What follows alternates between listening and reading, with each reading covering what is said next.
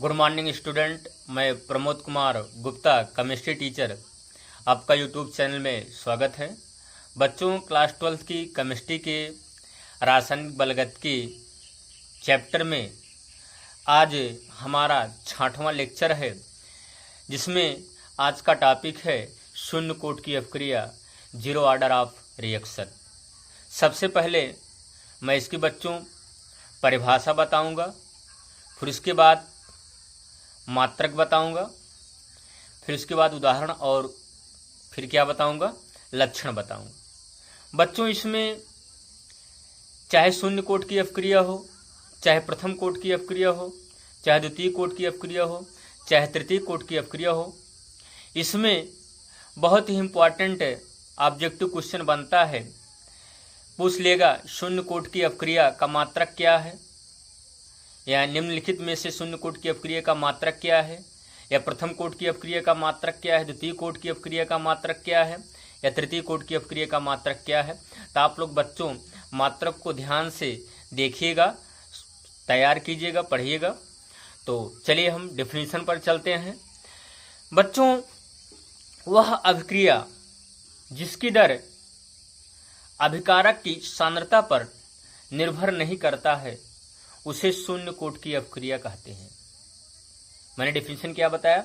वह अपक्रिया जिसकी दर अभिकारकों की सांद्रता पर निर्भर नहीं करता है, उसे शून्य कोट की अपक्रिया कहते हैं। मैंने माना एक अपक्रिया reactant A gives product T. इसमें आप जानते हैं बच्चों, जो दर समीकरण होता है, कौन सा समीकरण?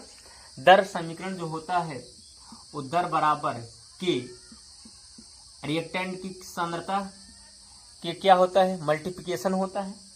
तो यहाँ कहा गया कि अभिकारक की सांद्रता पर निर्भर नहीं करता है, अर्थात हम दर इज इक्वल टू लिख सकते हैं के इंटू ए का एक्टिव मास घात क्या 0, या इसी को हम आगे क्या लिख सकते हैं, घात 0 है। 0 मीन्स क्या है, भी 0 है, क्या लिख सकते हैं, केल इक्वल टू लिख सकते हैं। और जहाँ के इक्वल टू क्या होता है, कांस्टेंट होता है। क्या होता है बच्चों? कांस्टेंट होता है। तो यहाँ के क्या था, कांस्टेंट है, जिसे हम क्या बोलते हैं, वेग स्थिरांक कहते हैं। क्या कहते हैं? वेग स्थिरांक, रेट कांस्टेंट कहते हैं। और बच्चों, वेग स्थिरांक शून्य कोट की अपक्रिया के वेग स्थिरांक के का जो मात्रक होता है वो मोल प्रति लीटर प्रति समय होता है। क्या होता है?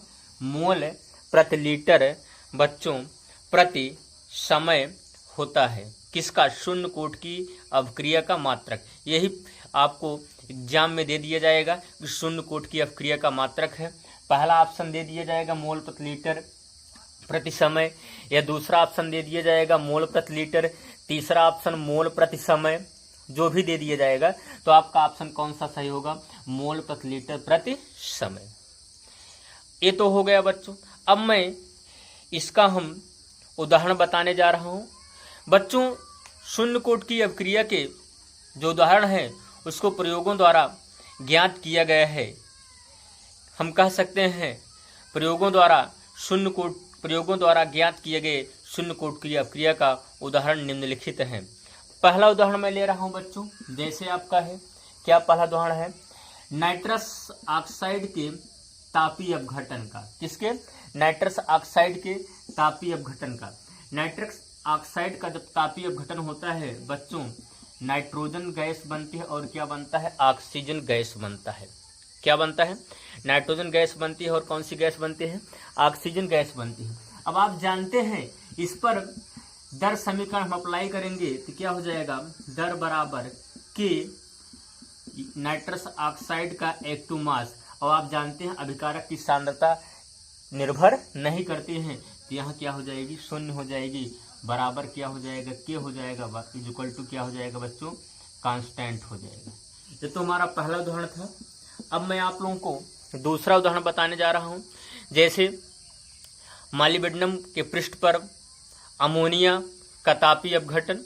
बच्चों जब अमोनिया का तापीय अपघटन होता है किसके पृष्ठ पर, मॉलिब्डेनम के पृष्ठ पर अमोनिया का जब तापीय अपघटन होता है बच्चों यहाँ, तो अमोनिया जो होती टूटती है किसमें,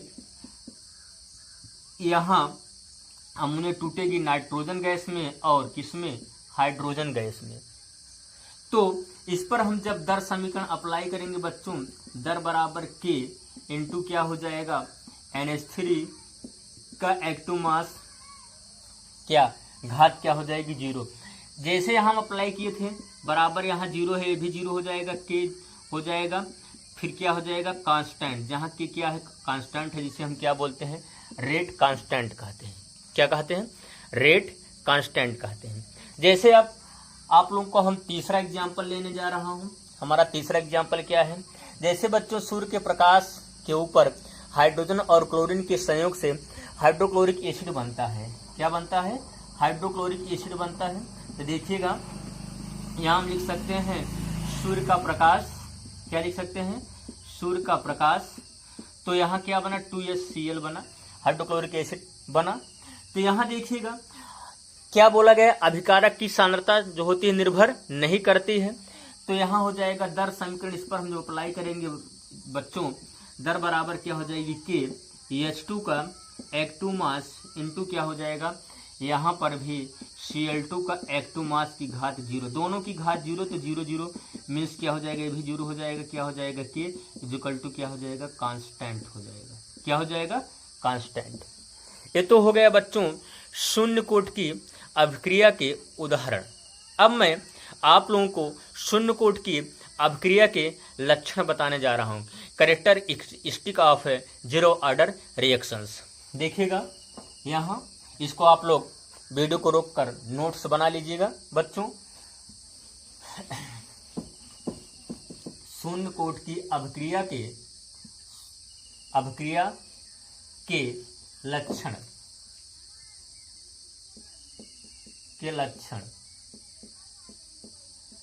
लिख सकते हैं इंग्लिश में इसको कैरेक्टरिस्टिक्स ऑफ जीरो ऑर्डर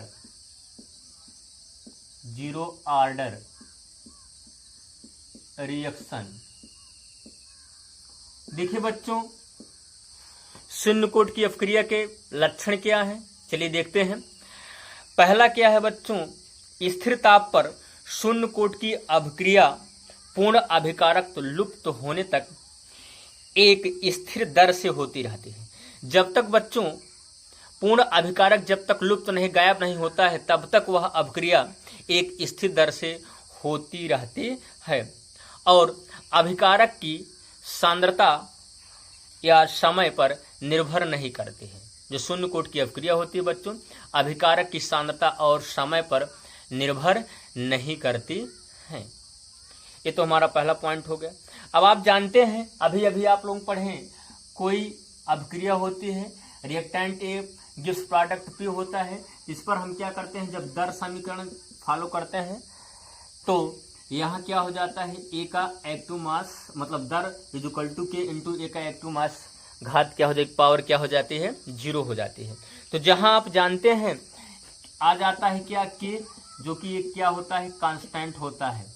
क्या होता है, कांस्टेंट होता है। जहां के कांस्टेंट है जिसे हम क्या बोलते हैं, रेट कांस्टेंट, अर्थात क्या वेग स्थिरांक कहते हैं।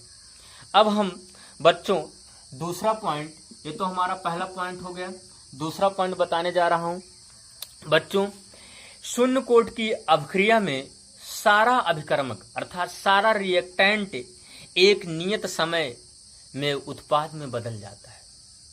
जितने रिएक्टेंट होते हैं शून्य कोट की अभिक्रिया अर्थात रिएक्टेंट ए जो है एक नियत समय में संपूर्ण ए प्रोडक्ट पी में क्या हो जाता है, कन्वर्ट हो जाता है, बदल जाता है।